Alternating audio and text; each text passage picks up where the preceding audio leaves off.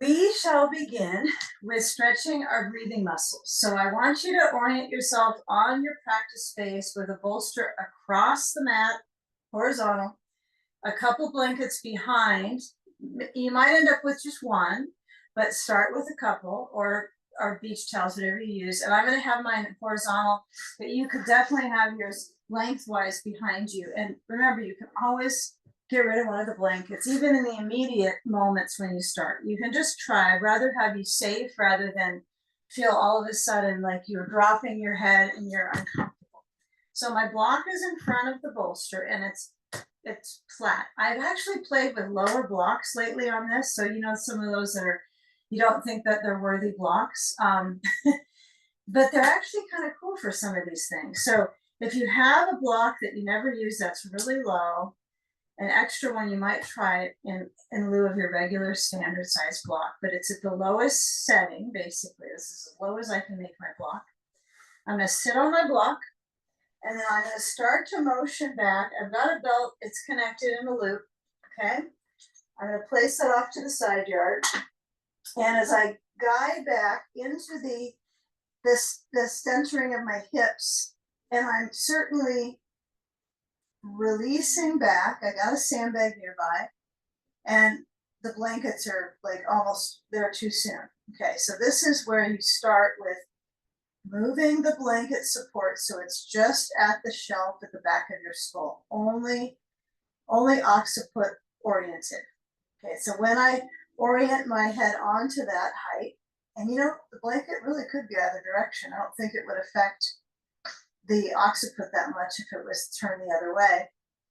But those of us that want to use some weight on our breathing muscles, we're going to add some weight supply to the ribs and feeling that what's under the sand actually gets to move, right? The sand, once it's there, it's flat on your ribs, it's not going to hopefully move around unless it's an animated sandbag. But as you're aligning the arms open, the knees can stay bending, they can relax together, they can come into soles of the feet together, knees apart. And you can also stretch the legs straight down. If you're really close to a wall, it can actually feel amazing to have that input into the bones, that little bit of resistance. So you might reorient yourself after you got everything all set up so that you can feel the outline of the body. Okay, so as I push into the wall, or again, you can bend the knees, rest them together, or soles of the feet. And you could do a blend of each of those over the next couple minutes we'll be here. I recommend establishing a still point at some point here, and then the arms release out. And you decide if this blanket height is too much. If you feel that the upper vertebrae is flexing and you're feeling your chin towards your chest and you can't relax your head back, then go down to one. Okay, and as the arms open out, the shoulders start to warm up and loosen into our horizontal chest opener. So it is a pose of centering our hips. It's exciting for the spine, right? As far as the spine, what it's getting is you're taking gravity off the spine and you're working your way towards stretching between the vertebrae. It's very slight, right? Otherwise, it would be difficult to get back up if you had that much pull between them. But we feel the alternating rhythm of our breath. And you can always change the sandbag orientation. You can move it down to the thigh lids. You could turn it lengthwise on the core from the heart to the belly. And if it feels like you're confident with the legs extending, which I think is the best option here, if your back is kind of complying with easing and letting go, then the sand across the tops of the thighs really can help you soften into the pelvis, the abdominals, and free up the psoas a little bit here. that front space. Settle the sacrum and allow the psoas to soften. Let your belly relax without having any tension trying to result in the pose. Just letting go and beginning to reveal that circulation benefit to the breathing muscles. Relaxing your breath.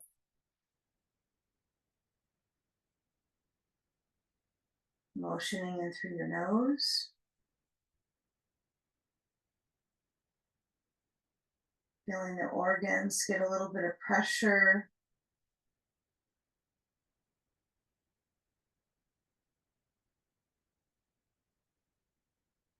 So feeling the belly move with the breath.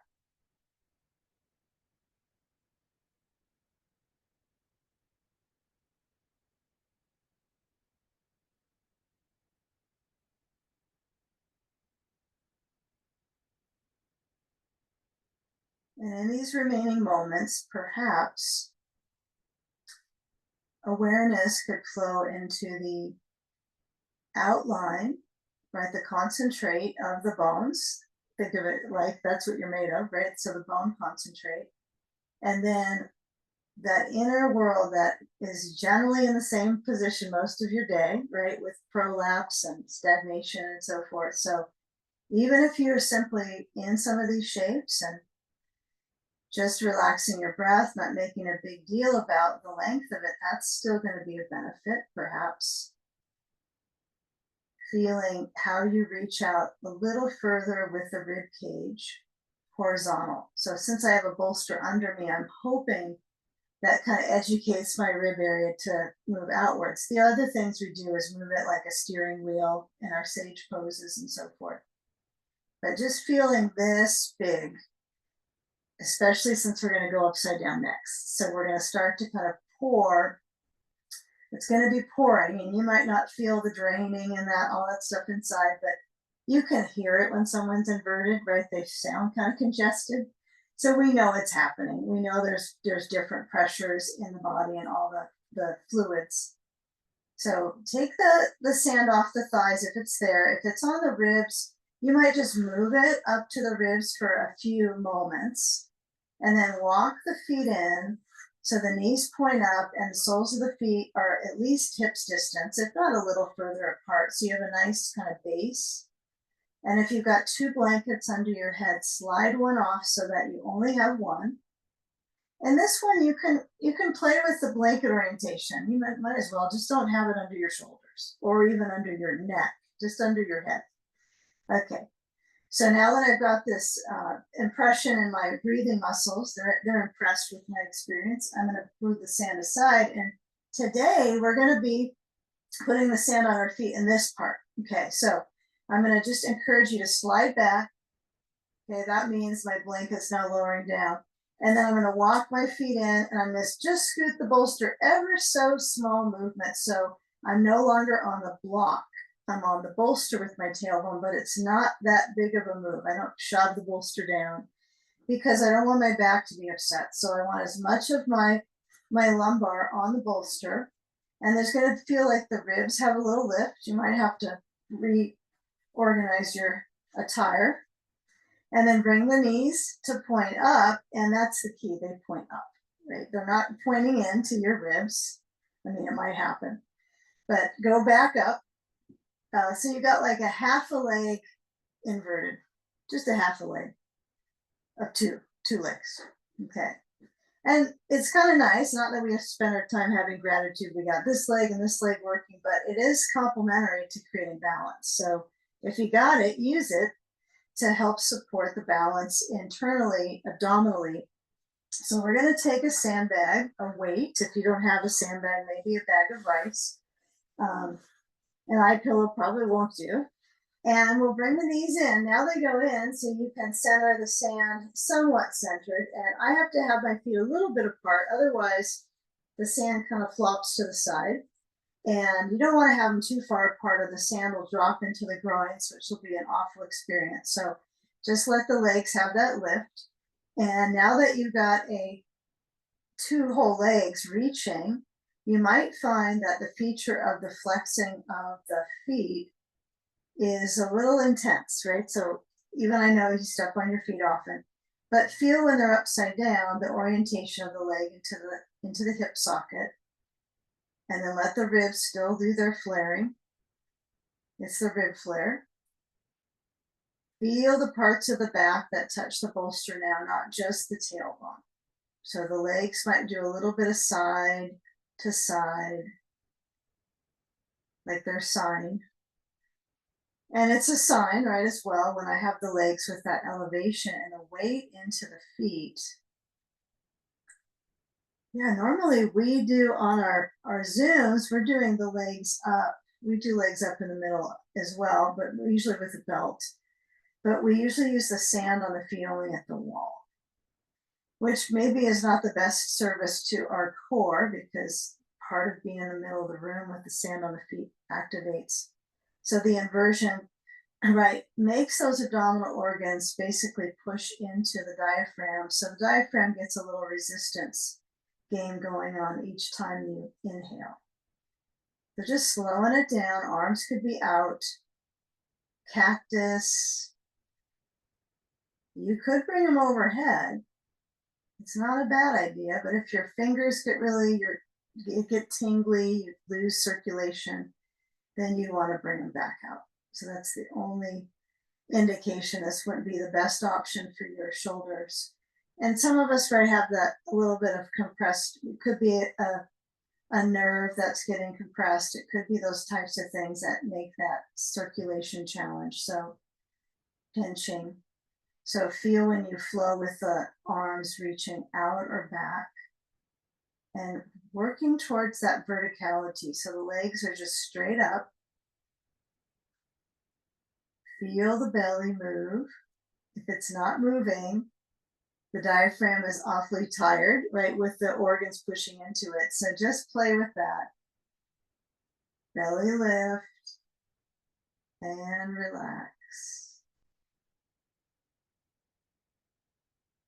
Maybe it doesn't want to lift all the weight of the organs, and it just takes, like, I'll just push a little bit uphill to the organs, and then I'll draw back towards the heart. So let's give a few more moments with the sand idea. Rest in your eyes. Now let's put an eye pillow on, or just let your eyelids be the eye pillows for the moment.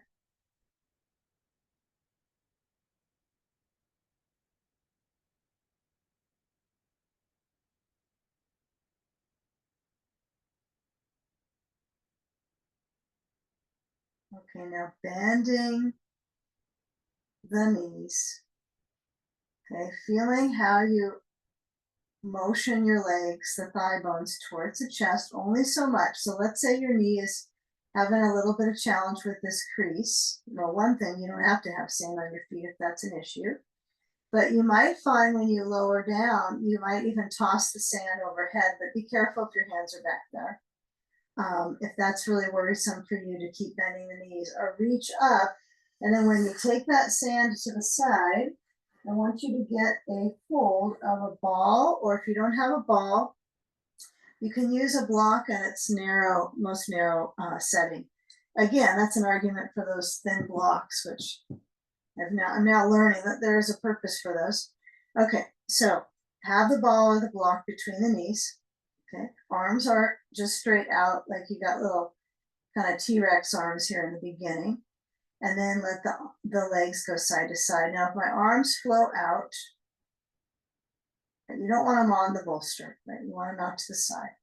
So as the legs go side to side, it's not just a knee and a ball that's directing motion. It's the hip lifting as well.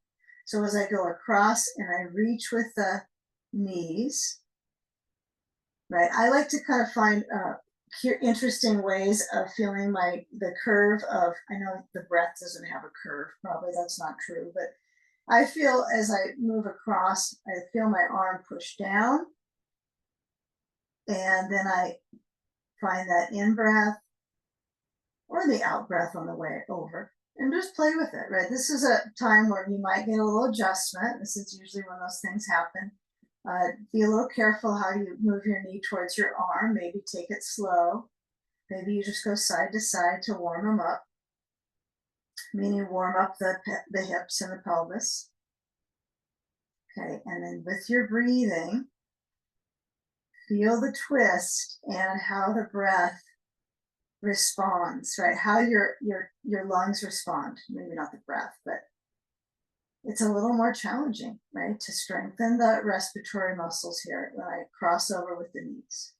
Okay, now when you come back in center, you can squeeze the ball, give it a little masterful squeeze in. Okay, hopefully the adductors feel this. If it's not working well for you, you're going to feel the tailbone, which I don't want you to feel tailbone. So if you squeeze and you don't do the like as much as you can, but you feel the inner leg, that's fine. Don't overdo it and hurt your tail. Okay, grab a belt and let's make sure our belt's in a loop. So if your belt's, I'm just going to keep squeezing the ball as I'm doing this, so I get that going into the adductors, that energy in the hip. Okay, so squeeze.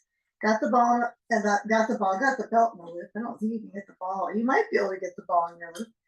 Okay, so ball goes to the side, and let's take the belt to our feet.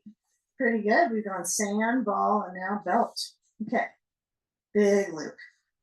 All right, maybe a little too ambitious there. So what I'm going to do is get the loop so it's going to work for a brain flow, right? So I measure it. So if I lower my left leg now, okay, and I reach the loop towards the crown of my head with my leg, what I think is straight up, which is probably a little bit back. Reach it to the crown of your head.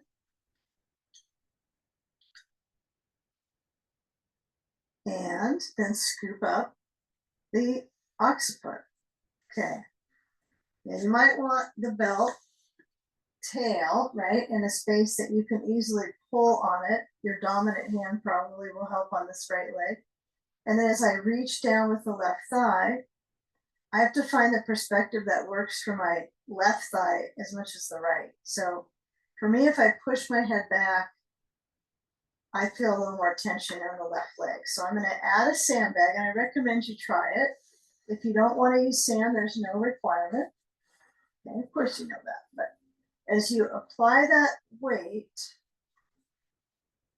if you feel that block below you and you like it, great. And if you're like, I don't like this block, you could kind of, maybe you can push it over to the side. I kind of like it.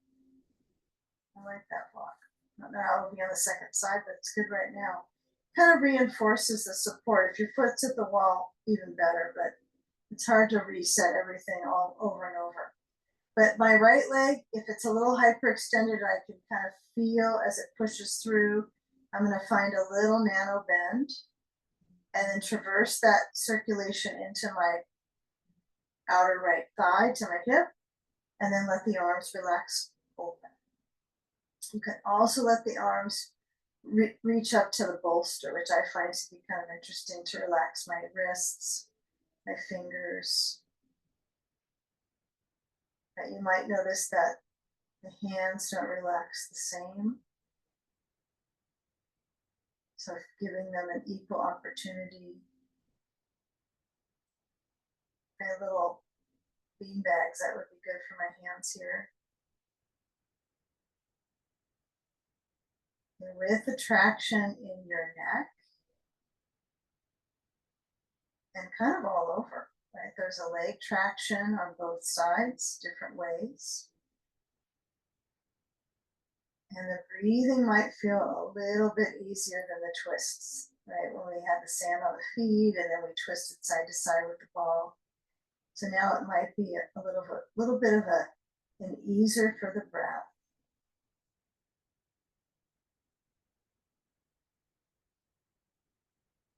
Feel the energy through the leg at the top.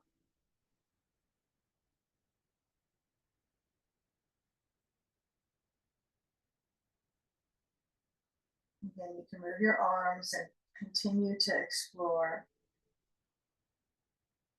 the sensations. Bottom leg might really turn out a lot. So if that's an issue for you, just gently move the left leg a little to that left side and purposely feel if you could turn the foot in. It probably is, you think it's turning in, but it's just straight up, which is ideal. So if you aim for turning it in, it's probably straight up.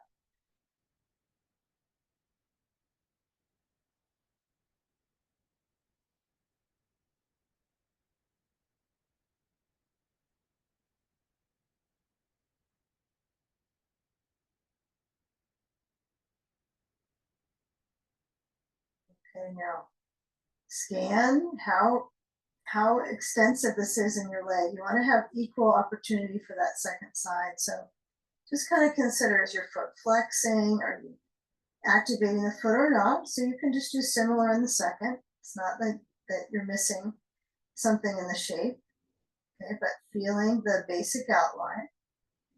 And if you take your belt off your head, which is I sometimes do to switch sides, you definitely want to make sure the leg, that when the second leg comes up, it's about the same range as this one. There might be a tighter hamstring though, or calf, so it might not be able to do that. So just kind of look to your foot, and you can hold the back of your head, move the sand off the left thigh, and then just switch. I like to hold my head for this one with the belt, and then I hold firm and I switch the foot that's upside down, and then as I lower down the right leg, okay, I think it's about the same range. I don't know, our video will tell us, huh?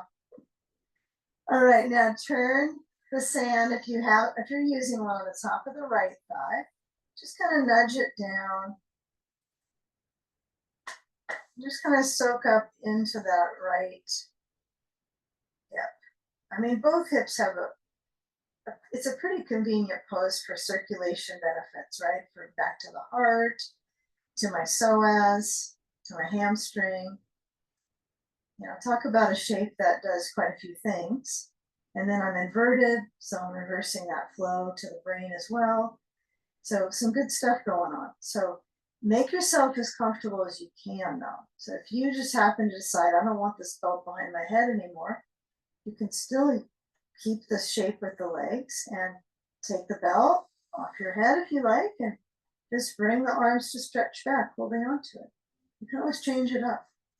Okay. Even midway through. No pose police here. So kind of feel if that left leg is moving a little inward, if it's pushing out. Sometimes the basics really matter here. The right foot might be a little different than the left foot, but you still want to orient some support the same way. So I reach down through my right foot, kind of feel if it's kind of dropping out. I might move my leg a little to the right, just lift and move it so my hip is not in that massive rotation, that external bad SI joint issue stuff, right? So feel when you reach through the leg and support that upper leg releasing. Easeful breath.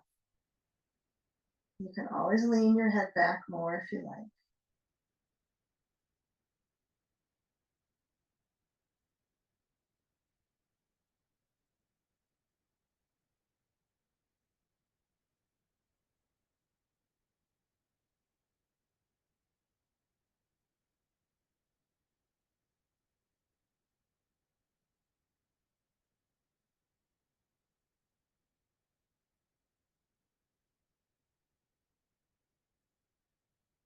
Okay, now reach for the back of your head, and you're going to slide the belt off. If you have your hands holding the belt right now and it's not on the back of your head, then you can continue into the next phase. So we slide the belt so it's no longer behind us or in both hands. And we're going to move our sand to the side and hold the belt with your right hand. So I'm assuming your belt's under your left foot, and you'll cross the left leg on over to the right. Yeah, give yourself bending in both legs, okay? Both knees, and actually the idea of bending could be more than a knee thing. It could be a hip thing, feeling where you need to crease. so that you have an easier time of movement out of the pelvis, right? So if I cross over with the left leg and I can feel the right leg bending, I can feel that reach through the back of the pelvis into the hip. Arm is open, breathing. Now we're working our way to the side of the leg.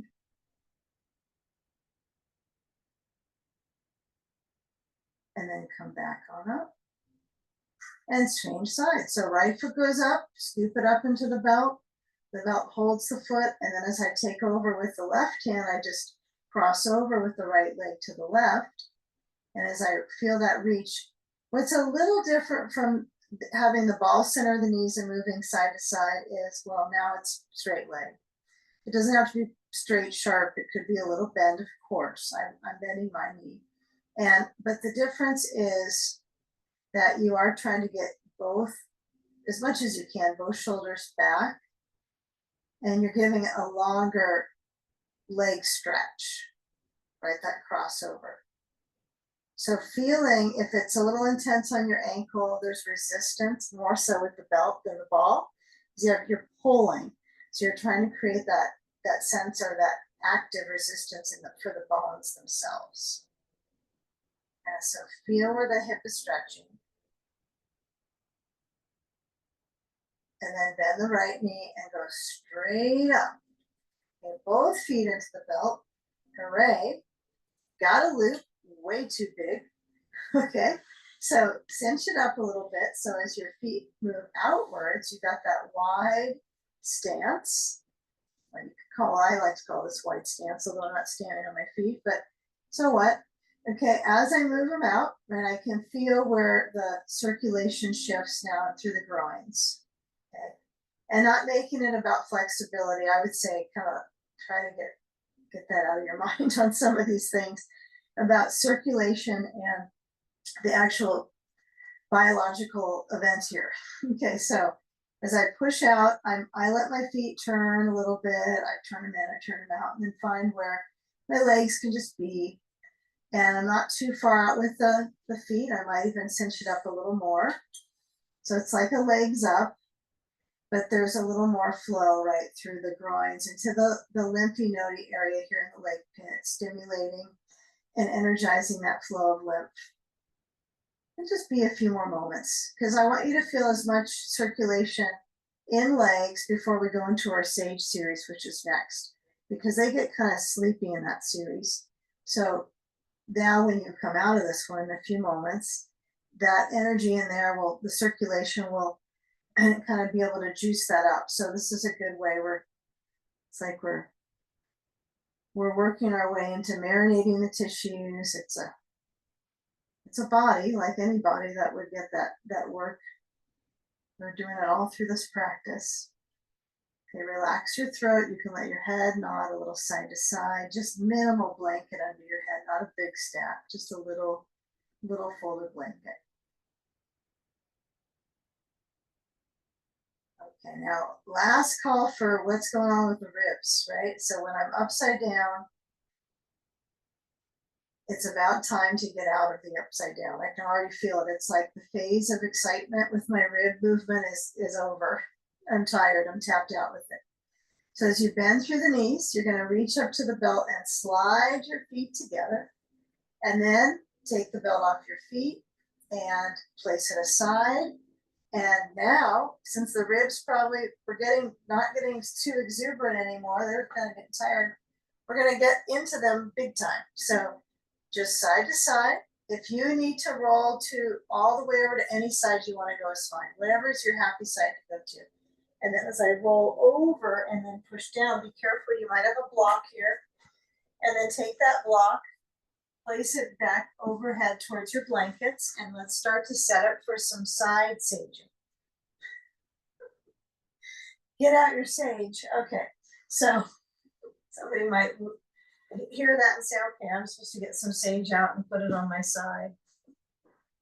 Never thought of that till right now. Okay, so I got a couple blankets. I think you need a couple blankets on this one. You could have them turn this way. Here's the benefit of this direction lengthwise. here's a benefit is you could have your hand or arm, reach to the blanket. I would use a block on top, and that looks like it's gonna, I'm gonna try it. I'm gonna see why I don't do it often. I won't know till I try. Have a ball or a block on the inside of the right knee. If you don't use a ball or block on that, no worries. So bolster stays the same across the mat. I'm just not sitting on it anymore. So I've got my left hip kind of near. Now, I hear many people, especially as we're getting older, that they don't let this hurts their hip. They're like in discomfort. So put a pad here or a towel, anything you need, so you're not spending any energy on, oh my gosh, that hurts my bone. So probably you'll need maybe something, or I just double up my mat, so that works out good. So I've got a ball on the inner knee, and no ball for some of you maybe. Then a sandbag on the outer hip. Now I do notice that when I put my sand on a certain area in the hip, I can feel it in my knee. Not a great knee feel. So I'm going to kind of play with that till I feel like it's not, there's no nerve compression. It's all comfy. Got my sand on. It could go across. It could go up to my ribs. And then when I lower down, my head is on the blankets. And then I stretch overhead with the right hand to the block. And you can have the blankets the opposite orientation. You might feel some different circulation in the throat for this one. Again, our throats usually spends a lot of time, of course, similar directions, pressure-wise. So when we take it to the side and we're focusing in a practice, I mean, you might sleep right with it on the side, but when you're reaching here with the arm opposition, one is over, one is across underneath you. Relax the left hand and let that right hand just reach or touch down. And if it doesn't feel good with your right arm here, you can place it down on the bolster or on the right side, which is kind of a nice way to go with this one. Breathing slow.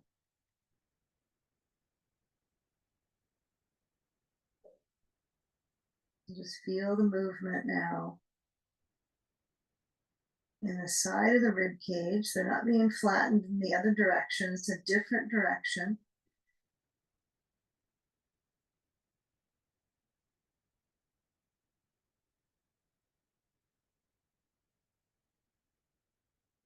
And continue to let your head relax more. If you need to go down to one blanket, that's entirely up to you. But just caution if you feel things kind of slipping, the neck feels overstretched, right? We don't want to overstretch this area. We want to feel like we're supporting the bone network at the top of our spine, since it's rounded often during the day. So support that side motion. Let's take about 3 more rounds of breath here.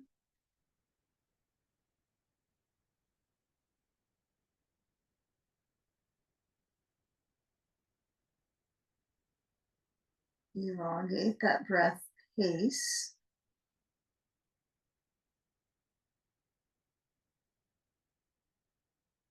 Okay, now when we do switch, we're gonna have a little energy with cat-cow and stretching through the arms, but I'm gonna show an alternate if you decide I don't want anything to do with that.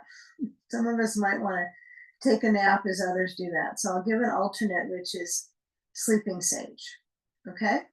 So, and on the second side, you'll have to remind me of that one. I'll have to keep an eye on that one. So when you turn, if you decide I don't want to do cat-cow, you don't have to. You could turn your bolster up on top of your blankets and relax here and take a twist. So that's option. Option 1, that looks pretty cozy, huh? Okay. Option 2, a little bit of activation. This is where the blankets have to change, I think. So if I shift onto hands, knees, you can do a little bit of it and go back to taking the sleeping sage too. Hands under shoulders, curl through the spine, chin to chest, rounding through the back. Inhale, arch the spine, feel the hips stretch back. And it may not feel like a hip stretch at all, right? Just a movement of your spine. I don't feel like this is a big hip thing, but it is balancing my hips a bit, right? Creating some mobility. Okay.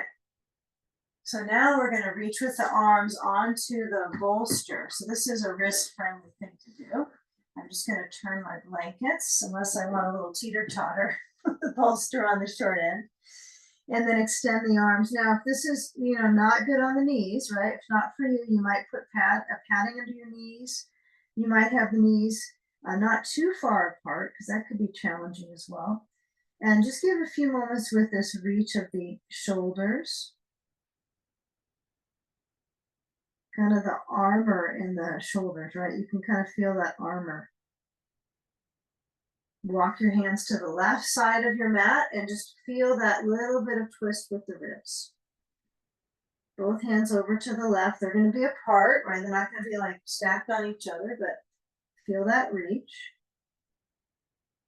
And then walk right on the mat over to the other side like you're on the prowl here. You're starting to kind of cruise around. Feel through your arms and your back.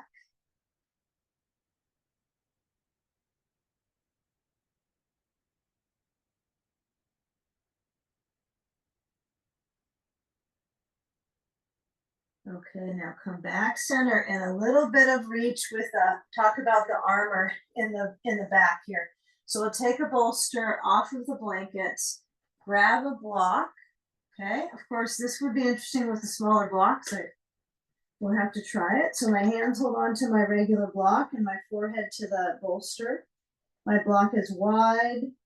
Yes, you could make the block smaller between the hands and challenge yourself more, but why do too much in the upper armor of the body? It's already armored, right? So hold and give a little bit of movement, right? Extend and bend, drawing the hands, holding the block towards your upper back. Let's do just two more. Create some movement.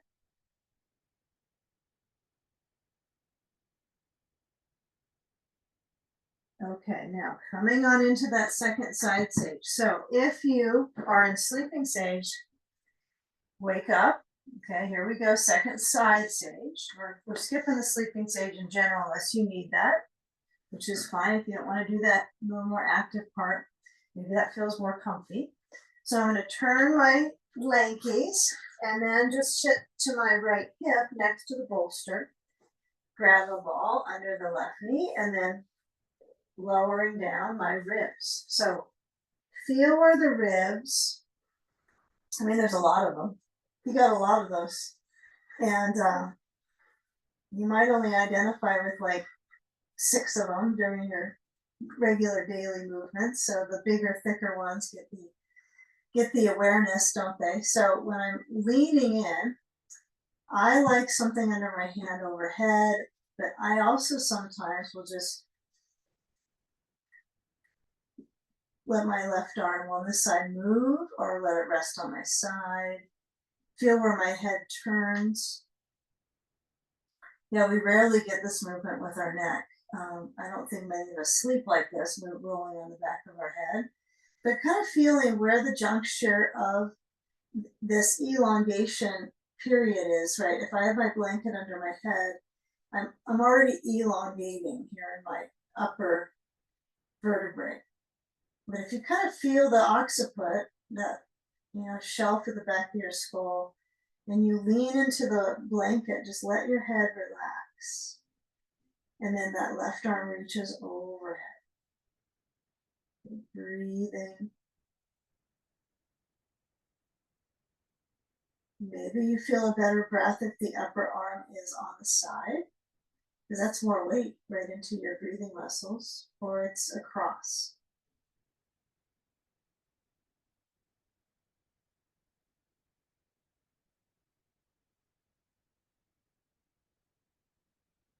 Right, remember, if you feel tingly, you probably have pinched something, right? Nerve or something. So you might find if that happens, like for me, I'm feeling a little of that. I'm just going to reset my shoulder.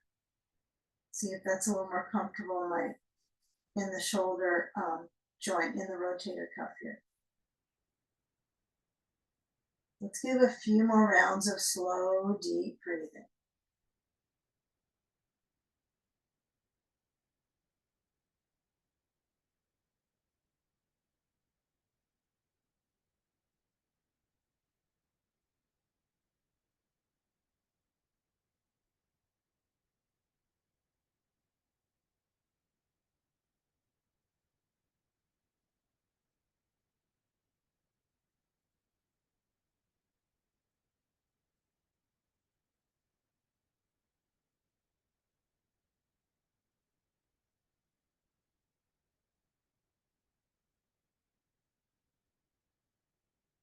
Now with that left arm opening, we're going to move the sand off of the side.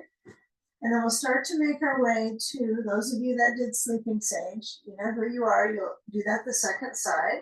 That's okay. You just turn your holster up. If that's what your nervous system needs, then that's what it needs. So you lower down, let your head turn, relax your heart. Okay?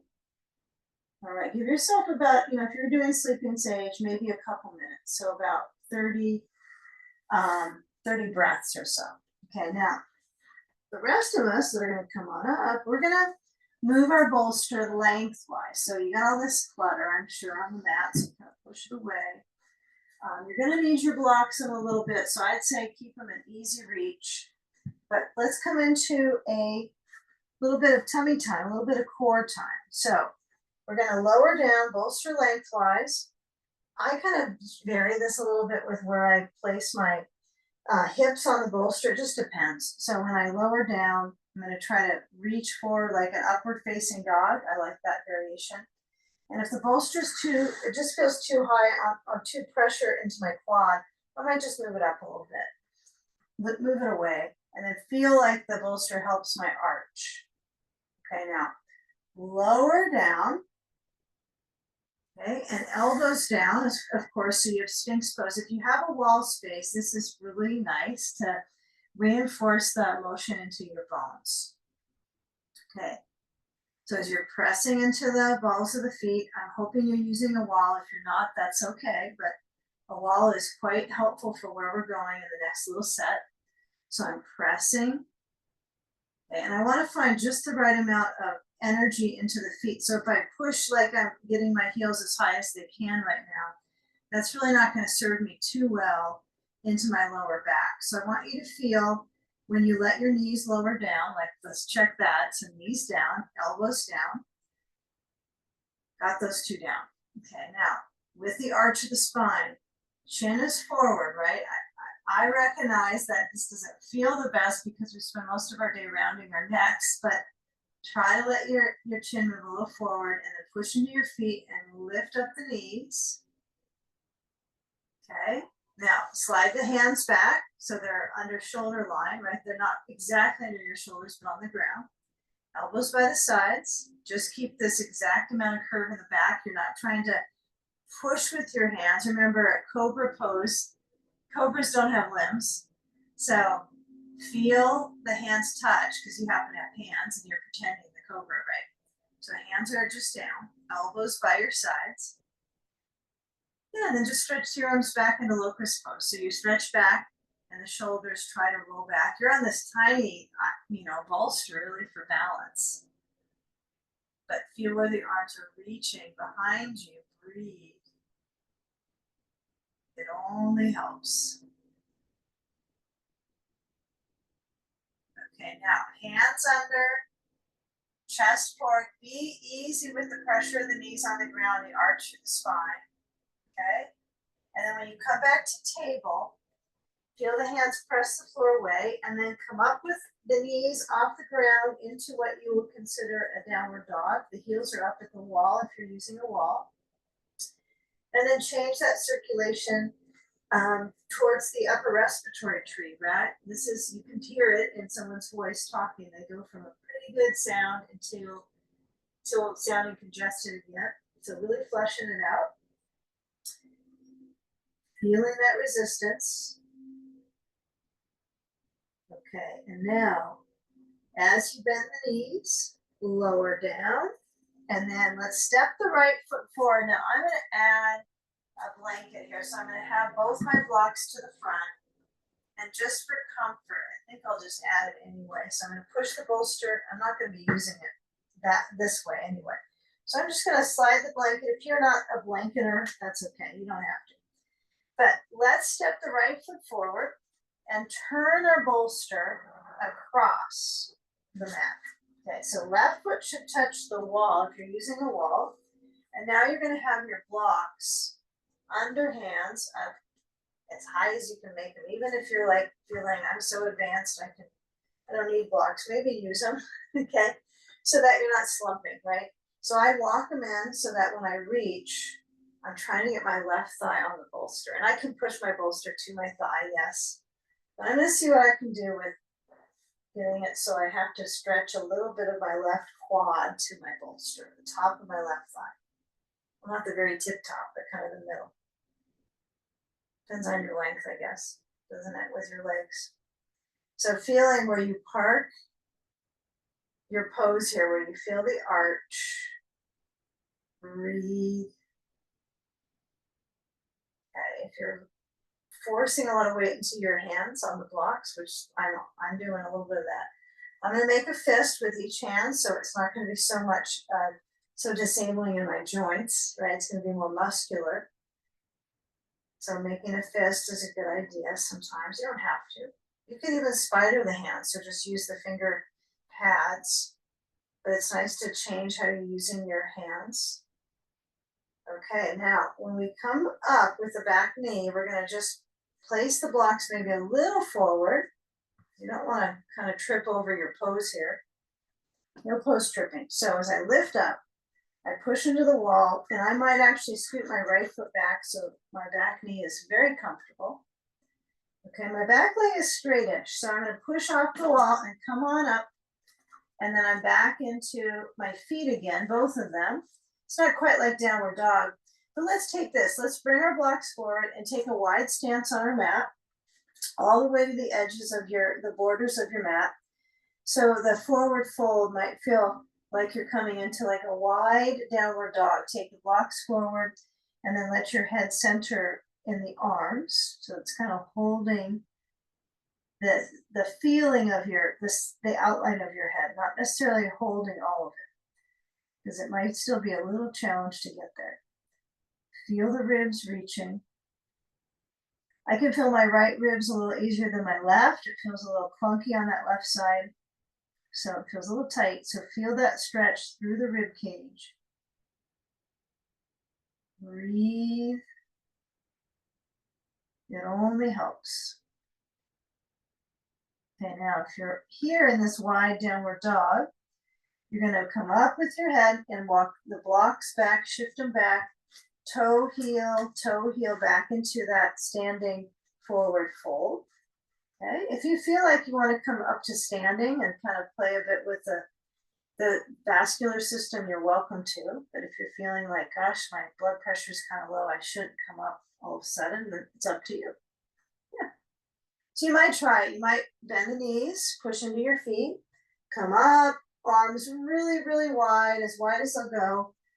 Bring your palms to touching, lifting up through the chest. And just feeling where there's the curves of behind the knee to the rear to the lower back. Lots of curves. Arms open. And then fold forward and grab the blocks and step the right foot back. Okay, second side. Let's go second side backwards. Okay, because we already have the knee up, so we'll just stay with the knee up for right now. So I'm going to move the blocks back so I can feel, it's almost as if you want to take a moment to just imagine you didn't have your blocks, right? And you're balancing here. I don't want you to slide out into the splits or anything. But if it is feeling like that, just scoot your left foot back, really center down through the corners of the foot. And as you're feeling that lift and the arch through the spine, maybe you make a fist with the hands, maybe you spider the fingers a little bit. The blocks aren't that wide to have a lot of fun with that, but just to feel the energy through the leg muscles. It's fun to feel the muscles activate.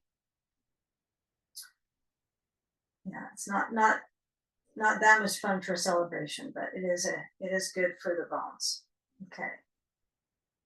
It's like shrink wrap on the bones. Okay, now lower down with caution, right? So you're going to lower your back knee and you're going to just feel hopefully some support from your bolster. That's my hope, is that we have it here so we're leaning into it. And you might find I can't get on the bolster. Then you can push it back. If it's impossible to get that low, you can also add a blanket. I know I say this on the second side, but okay. Yeah, so that can be helpful as well. It's pretty good.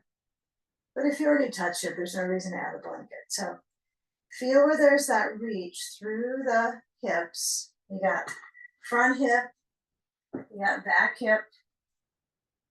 All right, and now we're going to come into a potential pigeon pose. So that's potential for some, not for others, right? And not everyone's going to practice that. So I'll demonstrate getting into it. This is a safe variation, right, with the bolster, but some of us, this is not the right thing for the knee. So you're going to walk your left foot toe in, heel out, toes heel, over to the right, and then lower down on the bolster. The heel's going to push into the bolster on the floor, not on top of the bolster. So I don't put my foot on the bolster. And then I lean down and release. My foot doesn't have to touch the wall. I'm not a big fan of it touching the wall right now, so I might move myself a tiny bit. It's okay to touch it, but not feel like you can't. There's a lot of resistance with it. Okay, now if you're not going to go into pigeon out variation, carefully take a seat on your bolster. You do want to be on your bolster. You're going to bring your left foot forward and place the foot on the block. And simple Sukhasana. This is Sukhasana pose, so we call this easy pose. But with a block, you're going to enhance the stretch in the hip. So if this is too much on the right knee, I can either have the right leg straight out to the side, so I'm opening my hips, or I can put a ball under the knee. Okay, either way, the left foot is up, and I lean into it. That's all. That's the only difference here, is a block under your foot for Sukhasana. Now, let's say you don't like blocking your foot and you want to do Sukhasana without a block, you could do the foot on the floor too. Okay. All right. So those of us in left leg pigeon, those of us in left leg Sukhasana. Okay. So it's Kapotasana or Sukhasana. Those are the two options here. Okay. Now as I lean in, forward motion, either pose. Just apply that circulation into that left hip. Now, either way, forward folding, if you're seated on the bolster, it's a bit tricky with your back muscles, right? How do you go forward with continuing to arch? Here, I can, naturally feel the arching, the marching, arching in the back. The arches are marching. Breathe.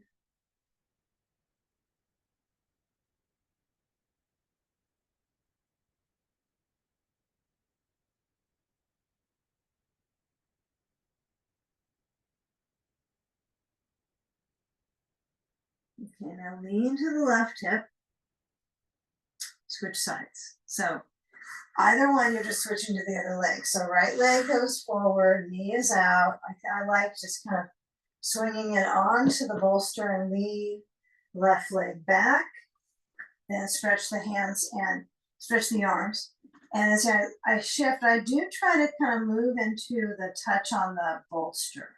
I think that kind of stuff is underestimated, how you can apply the touch onto the props, because the props give you feedback, right? The touch of the prop gives you feedback. Okay, so here we are. Now, if you're having trouble, but you like this pigeon thing, but you're not like really that cozy with it, you can always put a ball under the rear of the leg that's forward motioning. This is kind of interesting. Okay, I find that to be kind of nice to do. Just give space in the body. Now, if you're in the seated pose, you're going to have your left leg either straight out and the right foot on the block. Okay, leg could be out. You could have a sandbag. I would say just be kind of clear of a lot of props on you, just because it's probably you're doing this because of the knee. right? So don't add anything on the leg that'll put pressure to the knee. So you could put cushion under the left knee if that left knee is bending. If the leg is extending out to the left side, you can also put a ball under it and lean forward. Kind of fun. So that inner leg dialogue is kind of wild, right? How do I work with the seated forward fold to carefully motion my inner leg? Kind of, it's a bit of a twisting pattern, right, through the muscles.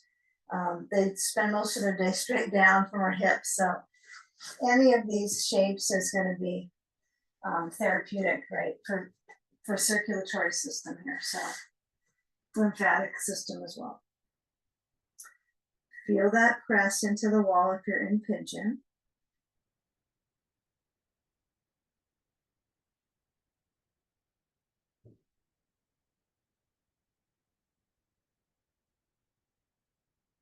Breathe in.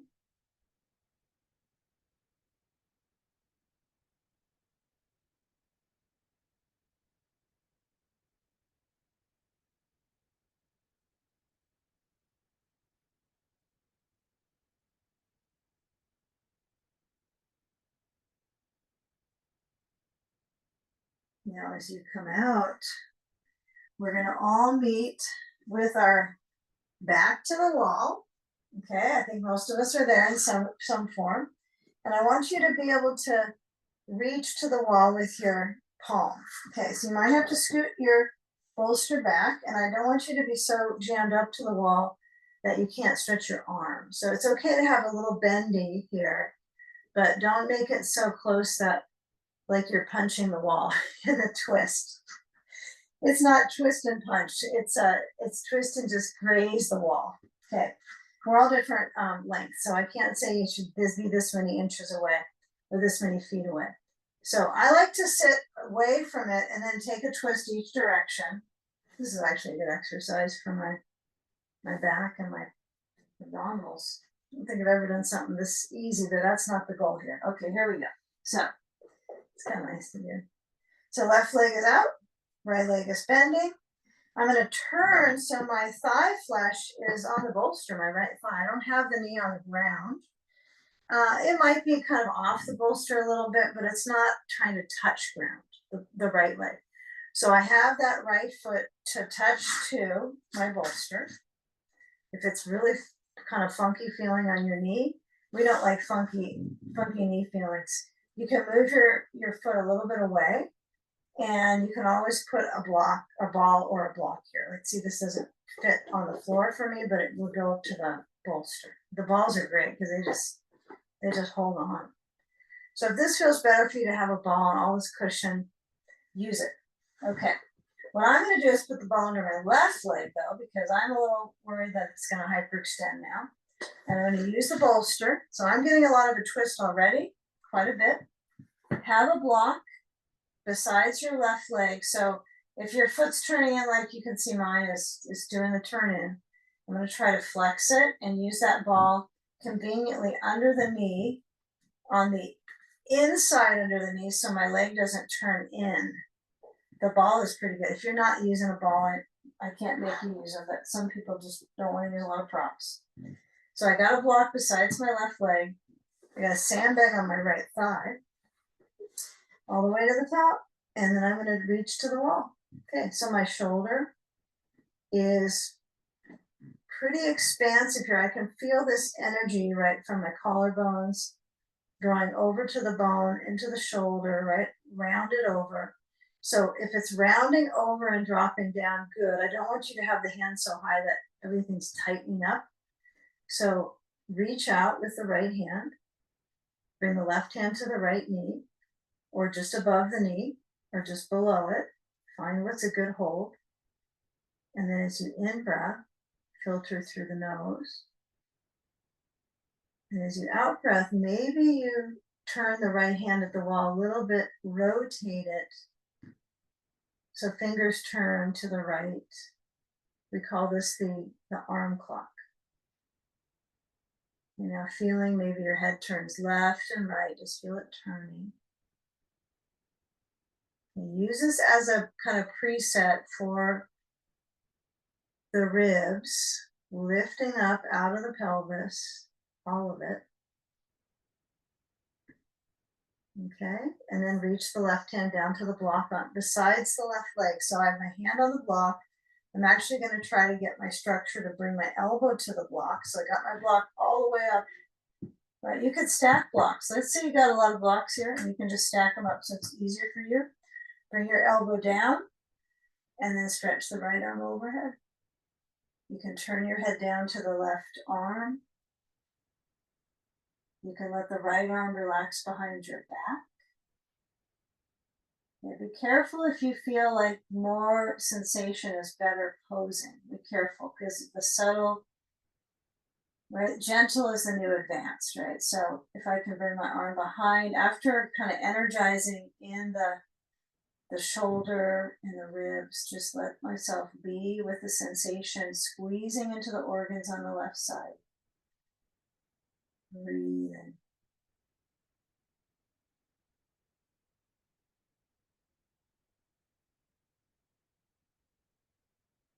Take a few more moments. If you like to move your arm back to the wall and kind of reconnect to the twist, that's up to you.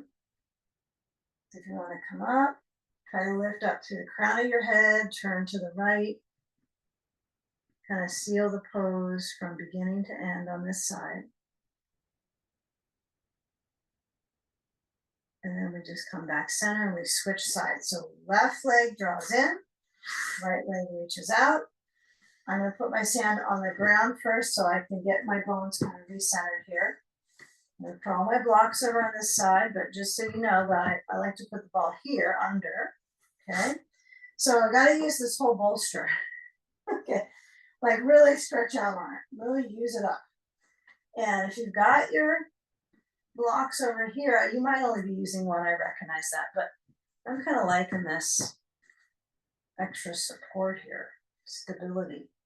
Okay, so sand on the left thigh, sand to left thigh, and then, now how do I know if I'm doing too much rotation, right? You want to find, well, particularly the sensations in the spine, right, nerve-wise, should feel comfortable. But if you rotate and you're in a bit of a snag, right, with the energy, like you're just maybe tired, twists are take a bit out of us, right? Because they're quite a bit of processing internally, right? So as my right hand reaches to the left knee, my left hand reaches back to the wall. And I just have the suggestion of in breath, well, I've got to breathe. And then as I exhale, I can try to keep that turn through the ribs. Breathe. Yeah, my right leg might respond. It might shift in. So that's why I like the ball in the inner part of my right leg on the side. That does make a difference. You feel where you're elevated in parts of the body. There's many elevated parts, and your work is on ascending up from those areas, right? I know we're not going to levitate, but use your breath. And if you get to the end range of the breath, just relax, right? Don't force it. We don't want our nervous system to get all wired up, you know. We want to find a way to create that personal touch to centering. The left hand might turn. Yeah, this side feels a little more tone, right, than the last side for me in circulation. So this is a perfect event to work with places that if it feels safe in the joints, to find just that rotation, that rib motion. And then just take off. Bring your right arm over to the block or blocks. Left arm goes up. See how you're just setting yourself up to get the inner body to help you create that inner lift through the structure, which is like a life's work, you know, if you're going to be living in a body for a while. It's like my life's work is to, on occasion, when I get the chance, to try to create that inner lift and breathe and possibly enjoy some of it. At least feel better from it. Well oxygenated, freshly oxygenated blood into the areas, right? When you're squeezing and leaning. And when you come out, it brings fresh oxygenated blood into the organs, right? So that's the focus on these twists. these side reaches. And now left arm can go behind your back, or you can keep it up and over, you choose.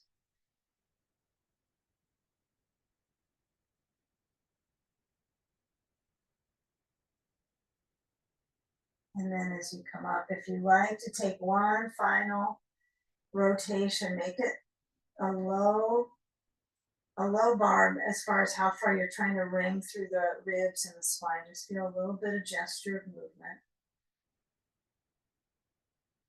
And now that the spine, you'd have to say things warm up from this experience. So when our final spinal, we'll just come out of that twist.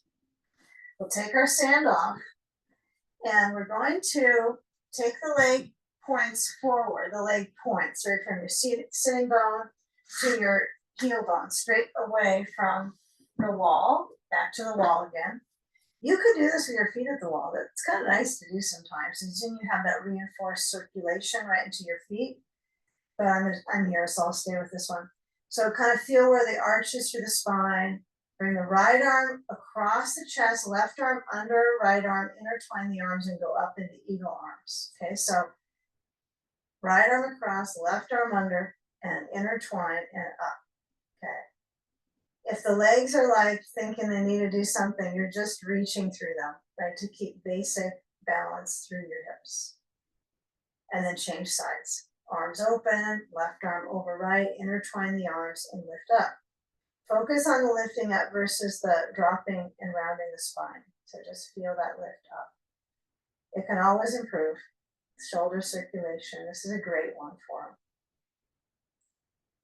them. And then swing out and then lower down off the bolster.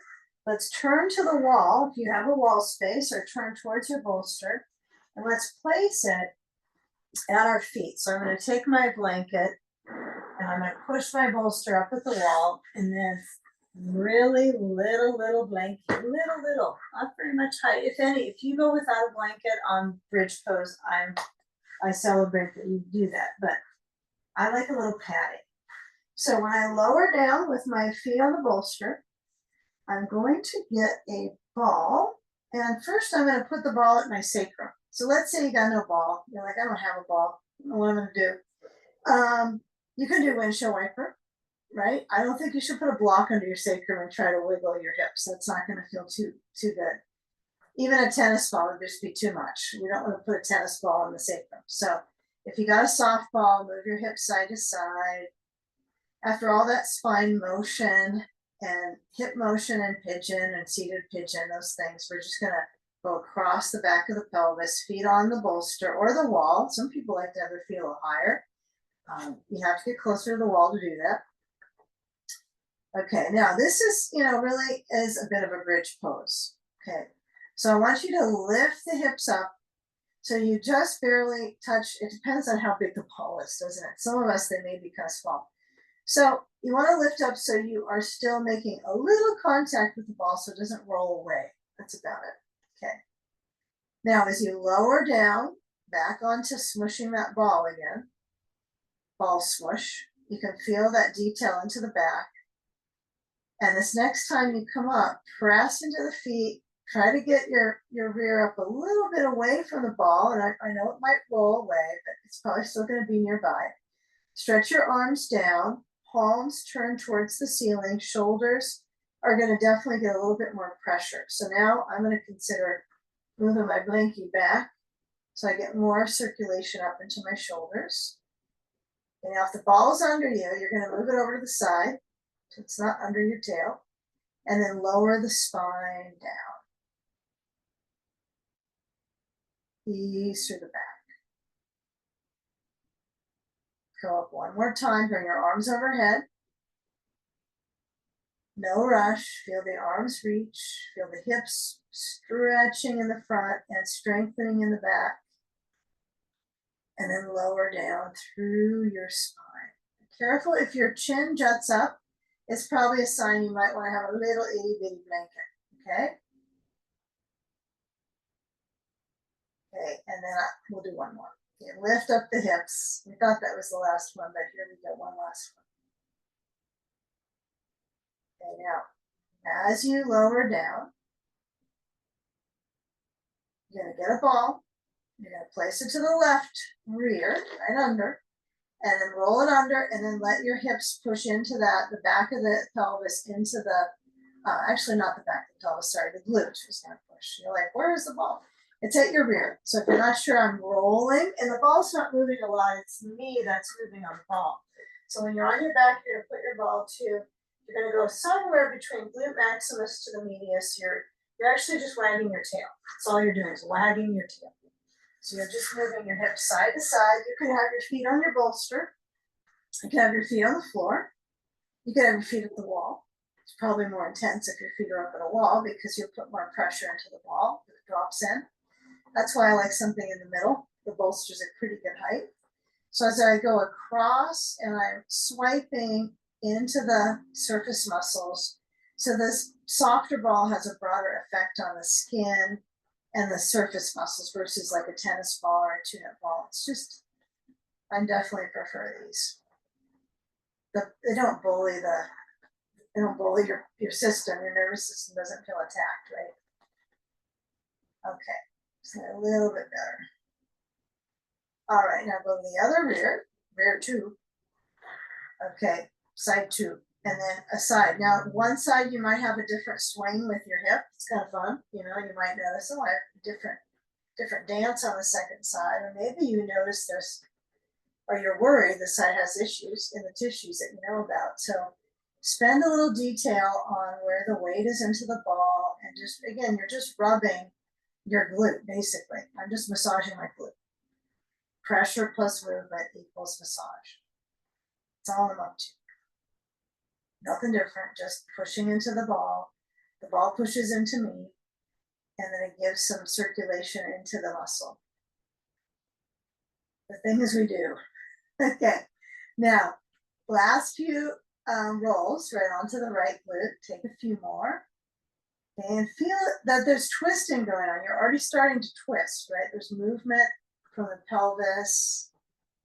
And then you just lower down and take the ball out and push your bolster over to the right side of your mat. This is familiar. And let's take the left leg and cross it over onto the bolster. We're timing this one perfectly today. That's fair. Okay, so ball could be at the tailbone.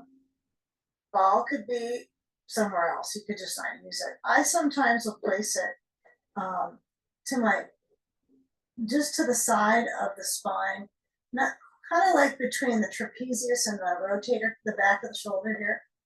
I sometimes like this. So if you got some, you know, we all have some gunky shoulders.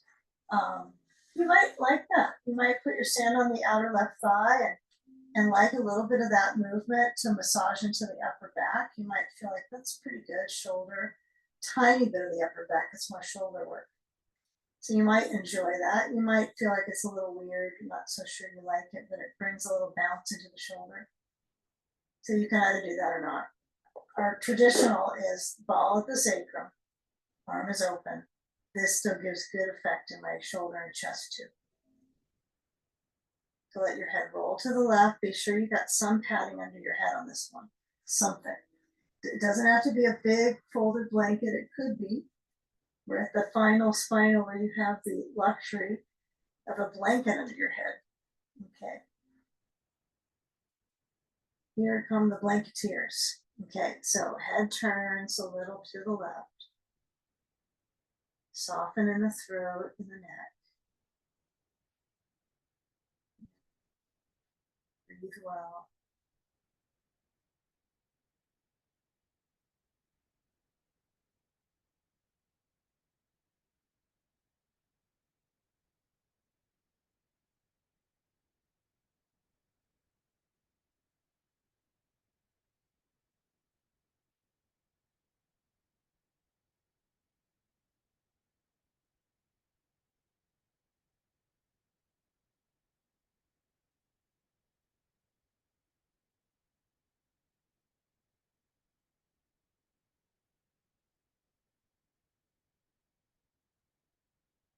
Now let your head roll back to center.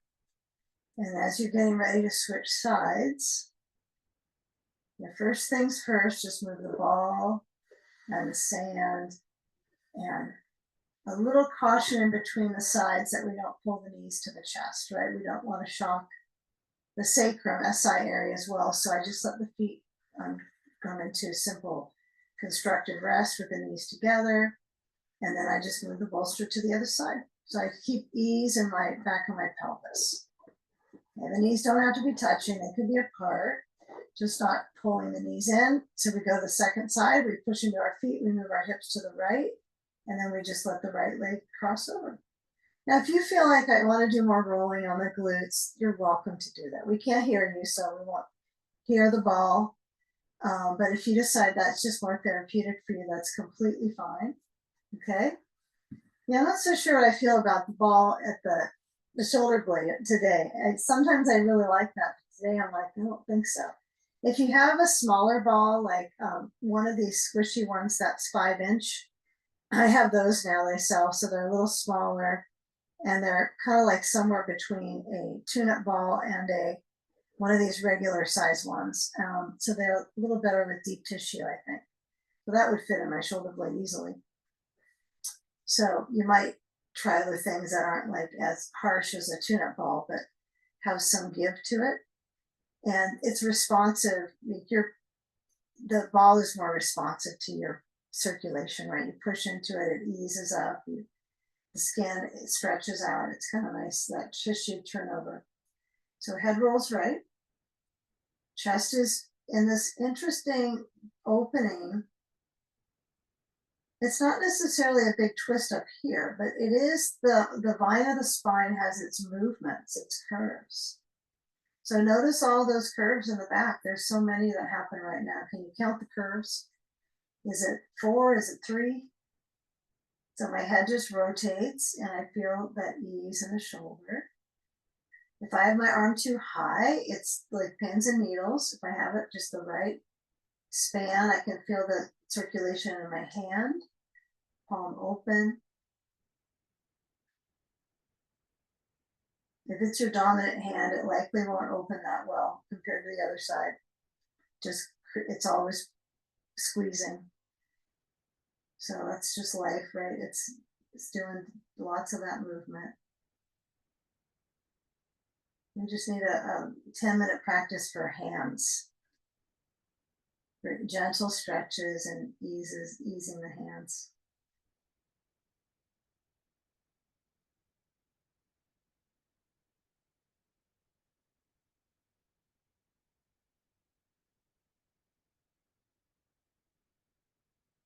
Okay, now last pose here. We're going to come up to the actual last one will be legs up the wall, but feeling any of the workings in your abdominals, in your back abdominals, kind of feel the abdominalization, right? The core motion. Because when we go to our last pose, we're going to flow all the fluid retention, which we all have from walking in feet and being straight up with our head and our feet down.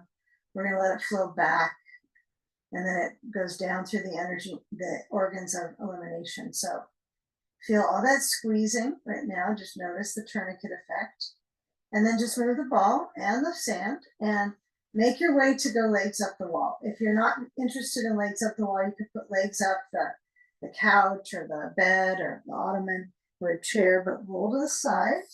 And then take your bolster, place it to the wall. If you need to do a knee squeeze to chest before you come up to the wall, that's appropriate at this point. But if you have an eye pillow, grab that and then take a seat. You can sit on a bolster on the far end of it and then reach the arms down towards the leg that's closest to the end of it and then come up. If you're finding that is really difficult, lie on the side, okay, and then try to roll in the sacrum. I think rolling the sacrum is a bit of I don't think I really know what that means to roll my sacrum, but I don't think it's something you want to roll either, but that's a cue that we often read. I think it's a place you should have more stability, not rolling it around. To each his own. So I'm going to blanket my occiput, but I'm going to kind of feel if I can move my chin up a little bit. So what I'm going to recommend is to explore. I'm not recommending anything specific, but explore that feel of circulation in the back of the skull. And you'll probably need to adjust it if you're gonna sand your feet again. You might have to adjust it again. So sand possibilities, it's not required. If you like to be without your feet being pushed into, you just feel so good to refresh them, you can go sand free, okay?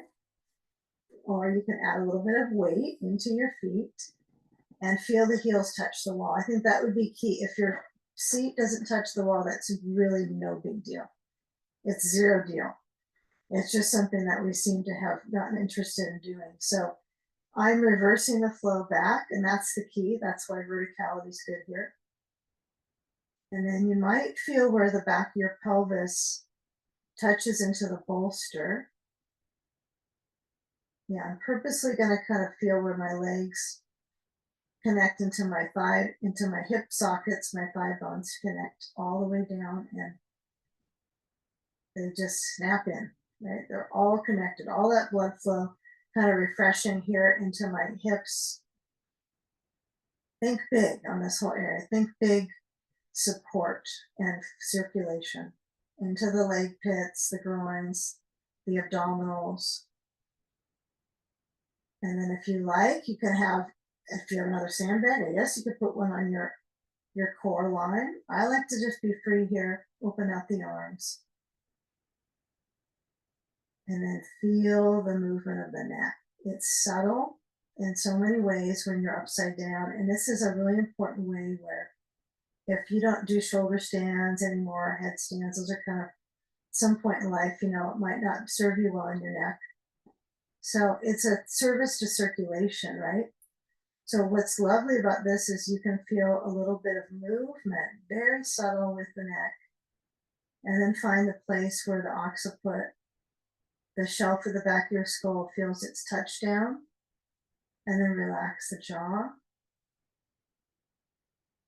And just receive your whole practice.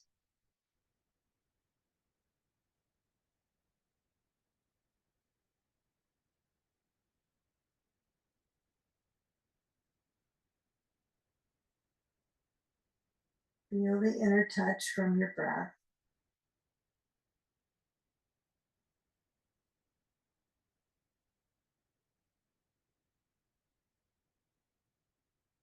You're feeling it where it touches inside, where you like that support, that kind of hug into the body. So, and you kind of feel how it offers movement in the heart,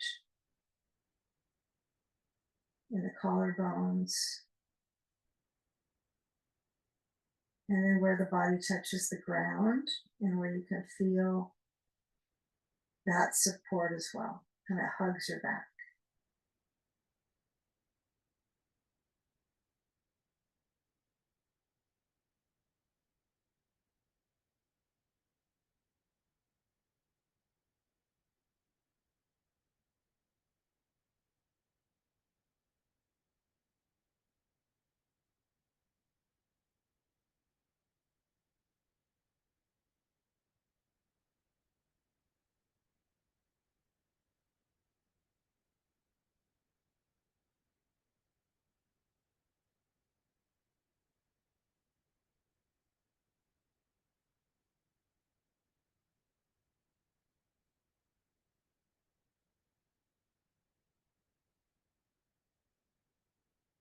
Now, if you don't have any tingling in your feet and this, you can still feel like a pulse. I feel something different, like abdominally, I feel a little bit more pulse at the back. Don't usually feel that. So if you feel like this is really quite nourishing for you, you might stay a little longer. It's a good 5 to 20 minute pose. But a good few minutes is enough, right, to feel that reverse, to actually flush it out. How much time do I need to get a bit of a flush in the body? And that stretch into the upper lobes of the lungs, the pressure into the lungs, you can hear it. Okay, move the feet away from the wall and then take your time. You're going to shift your knees to bending. You can, if as long as your fingers aren't overhead or your eyeglasses, you could drop your sand overhead. But I like to push into my, to the abdominal organs, the digestive tract, into my lung pressure. Feels like this is a good little workout. And then just move the sand, but using these positions to strengthen the breathing muscles. It's a great opportunity. And then as you hug in, you can let the arms just lazily hold the backs of the legs. And whenever you're ready to roll up, roll to the side. I think you got to roll to the side first and come on up. Take a seat. Find the knee motion out. Feel how the knees swing out, helps your hips. Right, when they have trouble, right, this can be troubling on the hips too. So give them enough lift and bring your hands to join. And let's take a moment here just feeling the awareness up the spine